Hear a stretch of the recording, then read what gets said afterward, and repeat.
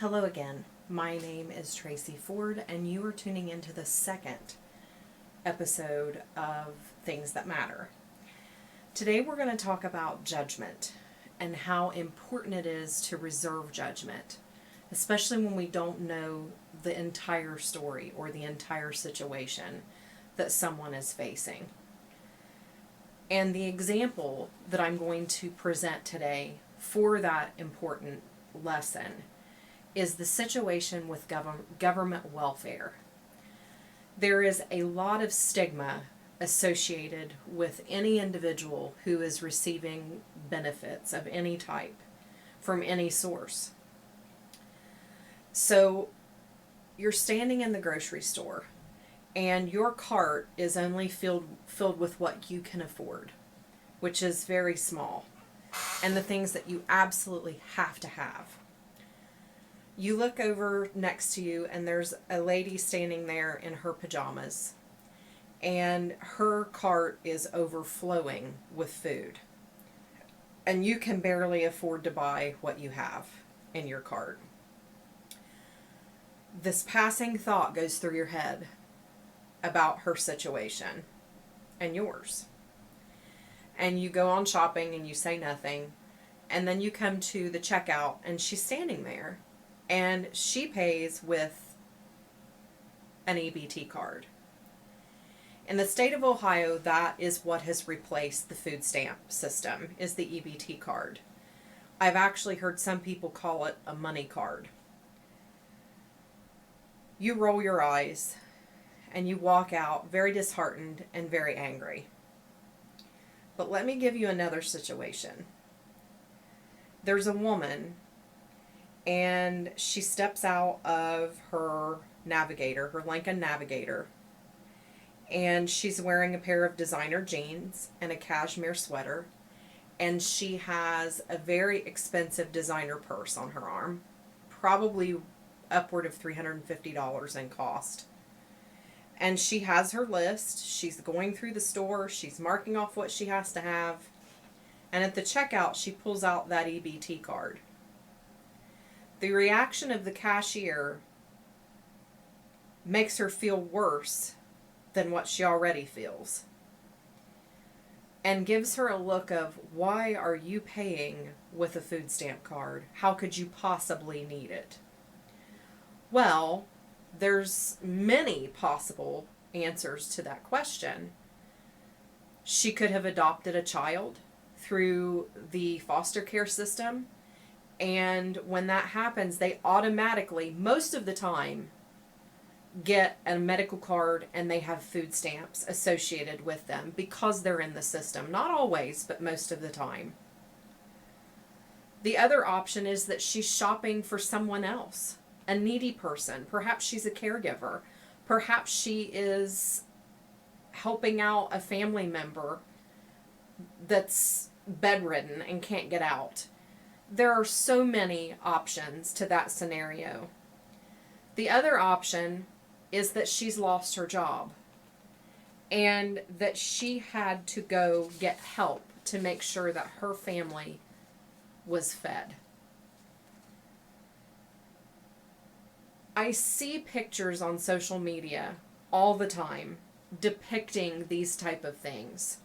There's one in particular that I remember seeing, and it was of a lady, African-American lady, I believe.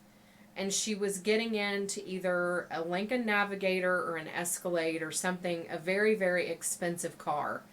And the guy had taken a picture of him as a selfie. And behind him was the picture of this SUV and this woman getting in this car. And it says in big, bold white letters that she paid with an EBT card, and he was griping because he had to pay with cash and he can barely make it and different things like that. And I guess the caution that I throw up to you is this: you don't know what brought her to those circumstances, and you've just made a fool of her on social media. I don't know the entire situation. I don't want to know the entire situation. The whole moral of this story is that we cannot judge based on what we see. it's detrimental not only to us, but it also is detrimental to someone else, to that person. It's likely, not likely, but it's probable that the woman that was paying with the EBT card with the designer jeans and the expensive sweater and the expensive purse could have had a very good job, a lucrative job that paid quite well. And she walked in one day and was told that her services were no longer needed. And they did it, the employer did it in such a way that she was not eligible for unemployment. What other choice did she have than to go to an agency to get help? And she only has one set of skills. She's worked in that job for 25 years. She doesn't know anything else other than that job. But when she goes into the agency that's built to be helpful, the caseworker brings her back and is very judgmental, asking her 50 zillion questions as to why she's there, how come she doesn't have a job, makes her feel already worthless. I mean, she already feels bad enough, but now she's having to go ask for government assistance. She's basically having to swallow her pride and make sure that her family is fed and taken care of. And to top that all off, the caseworker makes her feel worthless and less than. Right now, our workforce is flooded with college graduates that cannot find jobs, with skilled laborers who cannot find jobs, with higher education individuals, masters and PhDs, that cannot find work, because all of the minimum wage jobs are taken by people that need them. Then you have the other set of individuals that can't pass a drug test to work. The situation is very messed up, but there's nothing I can do about it. There's nothing, well, we can all do something about it, but we all have to unite to get that done. But reality says that the workforce is completely and utterly insane right now. And this woman, she feels horrible about having to go ask for help because she's afraid of what someone will say to her or what someone will think of her. And she doesn't take into account that she's paid into that system. And why I'm saying this is because I see so many people bashing individuals that have to have government help. I'm going to give you a personal story regarding Medicaid, because Medicaid is looked on most of the time the same way that food stamps are looked at. Lazy people that do not want to work get Medicaid. Well, that's not true, especially with the invention of the Affordable Care Act. My husband and I own several small businesses, and we take significant losses on those businesses every year. And our tax return does not reflect everything the way people think it should. It reflects our profits and our losses, and most of the time our losses far outweigh our profits. So when the Affordable Care Act came into being, we realized that we needed insurance because I didn't have private insurance. He did, but he couldn't add me to the private insurance because I'm a diabetic and I take medication. Now, how screwed up is that? We're not going to let you have insurance because you're sick. Anyway, that's a whole different episode in and of itself. But when we got onto the exchanges, there were subsidies that were available to us. So we automatically were relieved because it was going to lighten the load of the expense that would come out for medical insurance. But when we submitted our tax return, we were under income according to the guidelines to get these subsidies. So they told us that we had no other choice. We had to go on Medicaid. So in saying that, we actually argued with them and said, no, we want to pay for our own insurance. It's okay. We don't want Medicaid. They told us at that point that in the following tax year, or in the following year where we filed our taxes for the previous year, if we were over income or under income for that subsidy, that we would have to pay it back, and we could also be charged with insurance fraud. What choice did we have? We had to go on Medicaid.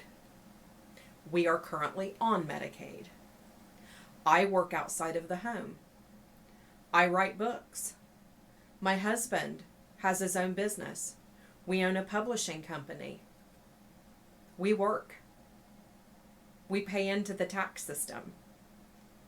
But we had to do what we were told in order to not have to pay thousands of dollars in penalties for the next year. That is why I'm saying don't judge a book by its cover, because you have no idea what's going on really underneath the surface. There's another side to this coin. The woman in the pajamas at the grocery store, she sells her WIC cards so that she can obtain drugs. WIC, which is another government agency that helps people that don't have what they need. And her children go without so that she can obtain drugs. And she abuses the system that was put in place to help people like the girl that lost her job in the Escalade. She is the reason why everyone stereotypes anyone that receives benefits or government assistance. So what I'm trying to say is, you need to be mindful of your own thoughts, because the thoughts that you project will damage someone else if they're negative. Don't judge. It's so hurtful and it's so harmful, not only to that person, but to yourself. My first reaction in a situation with the lady in the pajamas is get a job. Especially since she has admitted to her friends that she doesn't want a job because that's going to end her benefits, and she wants to keep getting benefits so that she doesn't have to have a job. The woman in the Escalade is embarrassed and she cries every time that she has to use that EBT card. And her best friend sat her down and told her, don't you dare cry, because you have paid into that tax system for 25 years. You are receiving a back payment in tax returns and tax refunds. Look at it that way for your own survival. So before you go to the grocery store or stand in line at the prescription counter, take a step back. Don't judge the people that are ahead of you or behind you, because you don't know what situation has brought them to the place that they're in. You don't know what's brought them in on their hands and knees begging for help. You don't know if they're so addicted to drugs that they can't see the light at the end of the tunnel. You don't know if they're sitting there with a needle in their arm because they've lost all hope and have no other place to turn and don't know how to dig out from the hole that they're in. Be compassionate and be kind. Our first reaction is to judge someone. It's in our DNA. It's in our nature. And social influences tell us that we have to judge. That's our job. But that isn't our job. It's not our job to judge someone else. Situations like what we have recently experienced with some renters cause us to judge. We had a set of renters that they were avid drug addicts. They sold drugs out of their house. Law enforcement would not do anything. We reported it. We did everything they could. They walked away with thousands of dollars of damage for us to clean up. And they were receiving the maximum amount of benefits they possibly could. The reason why we know that is because they have to report that information to us as landlords. Those situations cause us to hate, and it causes us to be angry, and it causes us to judge. And that's normal. That's a normal human reaction. Keeping that in check is very important. Call it like you see it. But if you don't know the situation, leave it alone. You have no idea what's going on. Thank you for tuning in. Next time, we're going to be talking more about health-related issues, and I will be doing more of a personal share for the next 2 episodes. It's actually going to be broken into 2 parts. Have a great day. Love yourself, love life, and embrace the light. See you next time.